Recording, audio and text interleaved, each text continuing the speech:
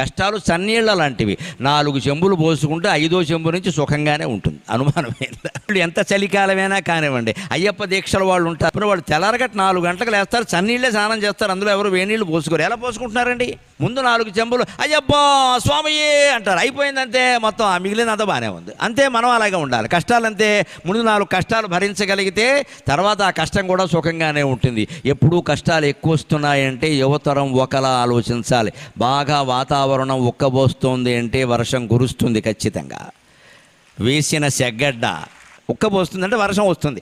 సెగ్గడ్డ ఇక్కడ వేసిన కురుపు బాగా సలుపుతోంది అంటే సంతోషించాలి, పగిలిపోతుంది అన్నమాట. అది బాగా ఉక్కబోస్తుంది అంటే వర్షం వస్తుంది. అంతేకాదు, వేడి నీళ్ళ కోసం అంటించిన కట్టెల పొయ్యి నుంచి బాగా పొగ వస్తుంది అంటే వెంటనే జ్వాల వస్తుంది ఖచ్చితంగా.